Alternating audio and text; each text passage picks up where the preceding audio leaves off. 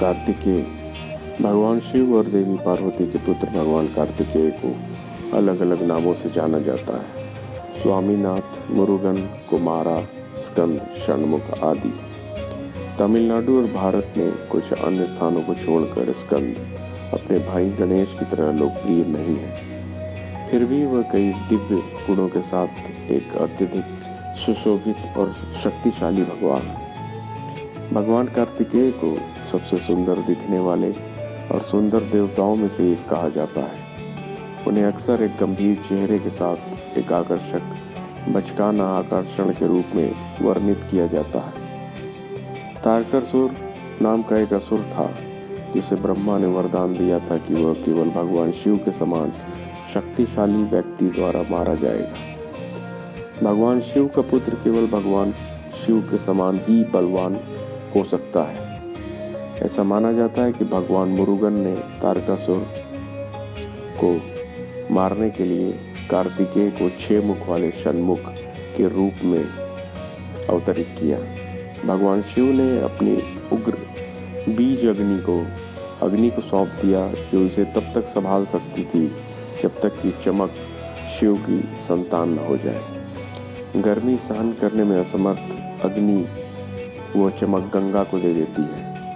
तब गंगा भी इस चमक को बर्दाश्त नहीं कर पाती और देवी पार्वती ने इस जल निकाय का रूप धारण किया, क्योंकि अकेले वह ही शिव और शक्ति की ऊर्जा को सहन कर सकती थी।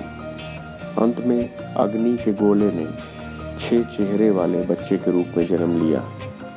ईसनम, सत्पुरुषम, वामदेवम, अघोरम, सत्योजातम और अधोमुगम, और इसलिए इसका नाम षणमुख शादानंद पड़ा।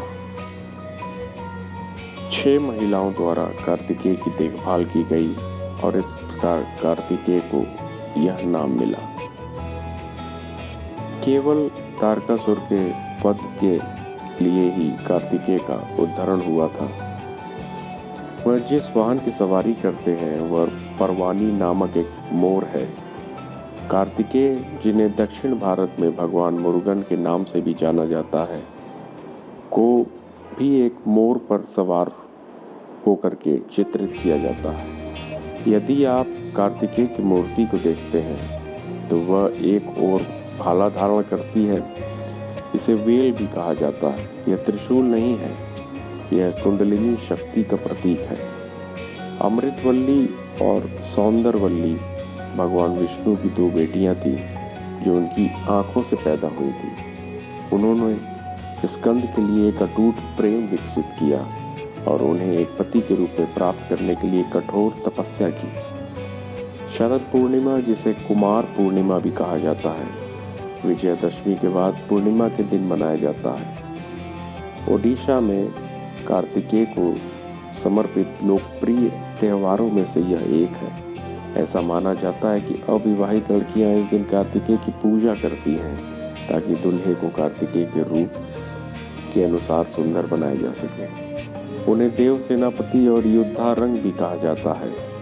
कार्तिकेय युद्ध के देवता और देवताओं के सेना के सेनापति हैं और अपनी असाधारण ताकत और कौशल के लिए जाने जाते हैं। ऐसा कहा जाता है कि वह पूर्णतावादी, अत्यंत बहादुर और बुद्धिमान और युद्ध की कला में अत्यधिक कुशल थे। उन्हें देवों का सेनापति माना जाता है क्योंकि उन्हें मुख्य रूप से उन राक्षसों को नष्ट करने के लिए बनाया गया था जो नकारात्मक मानव प्रवृत्तियों का प्रतीक है। तारकासुर को मारने के लिए भगवान कार्तिकेय का जन्म हुआ था। इस प्रकार वह एक जन्मजात योद्धा है। Lord Kartikeya, the son of Lord Shiva and Goddess Parvati, is known by different names: Swaminath, Murugan, Kumara, Skanda, Shanmukha, etc. Excluding Tamil Nadu and some other places in India, Skand is not as popular as his brother Ganesh. And Lord Kartikeya was said to be one of the most beautiful looking and handsome gods. He is often described as exuding boyish charm, yet with a serious face. One asura named Tarakasur, who Lord Brahma gave a boon that he would only be killed by someone as strong as Lord Shiva. Son of Lord Shiva would only be as strong as Lord Shiva, so it is believed that Lord Murugan manifested for the sole purpose of killing Tarakasur. Kartikeya is also known as Shanmukha or God with six faces. Lord Shiva's hands his fiery seed fire to Agni, who can handle it till the radiance becomes Shiva's offspring. Unable to bear the heat, Agni gives the radiance to Ganga. And Ganga is also unable to bear that heat. Then Goddess Parvati took the form of water body as she alone could bear the energy of Shiva and Shakti. Finally, the fireball took the form of a baby with six faces. Isanam Satpurusham, Vamadevam, Agoram, Satyajodham, and Adhomukam, and hence the name Shanmuga or Shadanak. Kartikeya was cared for by six women symbolizing Kritika in Sanskrit and thus got the name Kartikeya. The vehicle, he writes, is a peacock named Parvani. Kartikeya, also known as Lord Murugan in South India, is also mounted on a peacock. Look at the idol of Kartikeya. On the one hand, he carries a spear. It is also called veil. It is not a trident. It is symbolic of the Kundalini Shakti. Amritvalli and Sundarvalli were two daughters of Lord Vishnu born from his eyes.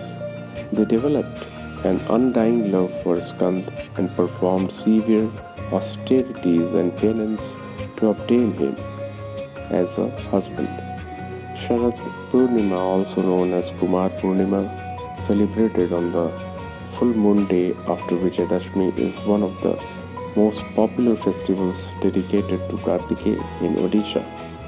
It is believed that unmarried girls worship Kartikeya on this day to get their grooms as handsome as Kartikeya.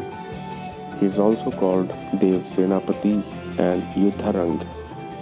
Kartikeya, the god of war and general of the army of the gods, is known for his extraordinary strength and skills. It is said that he was perfection personified, extremely brave and intelligent, and highly skillful in the art of war.